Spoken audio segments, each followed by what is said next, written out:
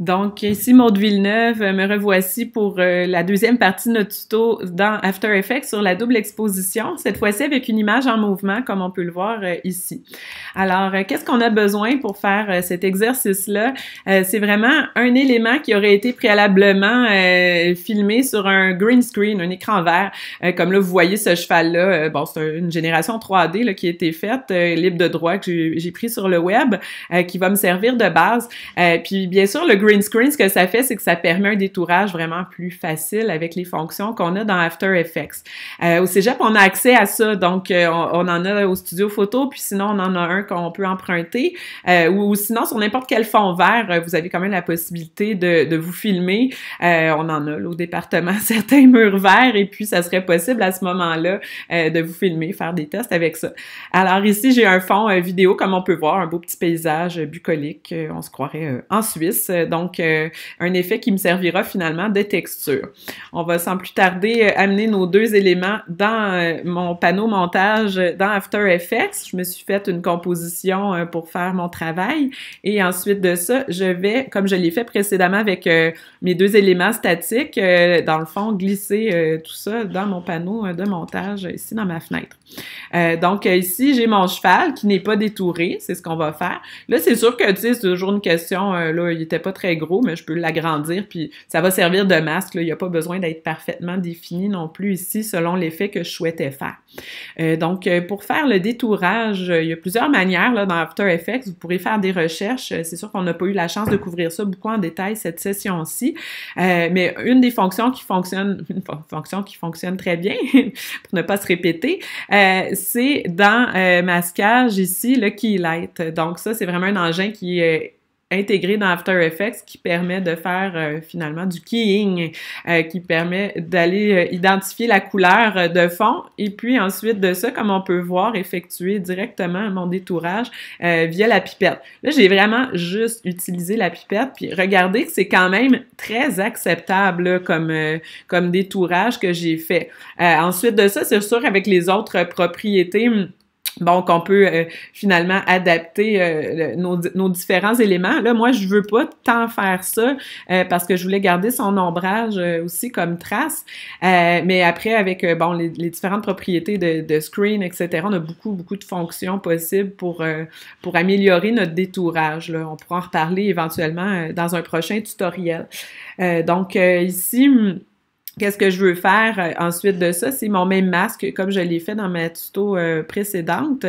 Donc, je suis allée vraiment isoler mon cheval sur cette texture-là. Et puis, le tour est joué dans un premier temps. Si je veux juste garder sa silhouette, c'est réglé.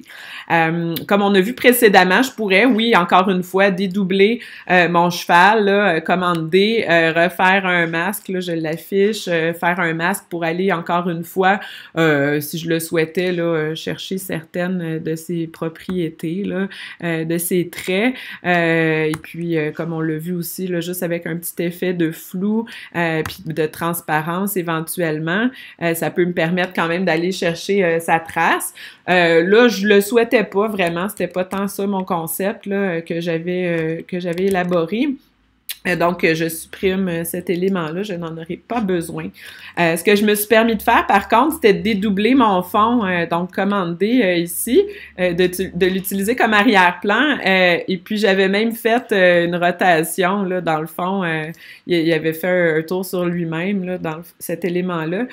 Oups, ici, je vais plus y aller à moitié chemin, là, donc à 180 degrés. Numériquement, là, c'est toujours plus facile aussi pour être sûr que tout est beau.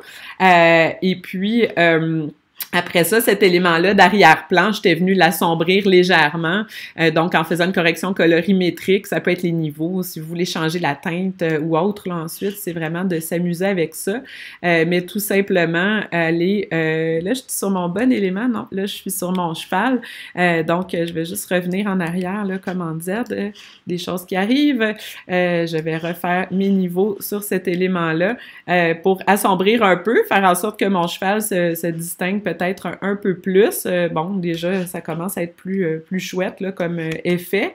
Et ensuite, bien sûr, on peut aller ajouter les effets qu'on souhaite. Je m'étais même permis de mettre une petite vignette, là, un petit effet de vignette ici pour venir assombrir les coins un peu plus. On peut toujours y aller plus fort si c'est ce qu'on veut.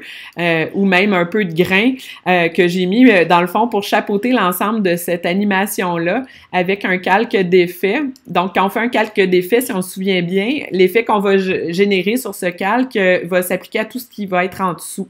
Donc, ici, j'étais venue mettre finalement un bruit et grain, un petit peu de bruit, là, si je me rappelle bien. Donc, juste pour créer une petite texture quand même un peu analogique et que j'étais venue mettre même de façon uniforme, fait que j'avais décoché par couleur. Ce qui va me faire finalement ce petit clip-là. À savoir, bien sûr, que tous les éléments que je suis venue paramétrer, ça s'anime. Hein? Mon grain, là, comme on voyait tantôt dans ma démo, je le faisais s'accentuer plus que l'animation se déroulait. C'est toujours possible de l'animer. Vous voyez, il y a un cadran. Donc, ça aussi, ça peut ajouter un petit look encore plus fait main si on le souhaite. Et puis, ben, ça fait penser vraiment à certains types de collages là, imprimés qu'on pourrait voir. Mais là, dans ce cas-ci, c'est en mouvement. Ça nous fait quand même un petit effet sympathique. Donc, amusez-vous avec ça. Filmez-vous, détourez-vous avec le Keylight. C'est quand même relativement simple, là, juste ces petits effets-là de masque alpha. Puis ça donne des résultats que je trouve quand même très intéressants. Donc, merci, puis à la prochaine!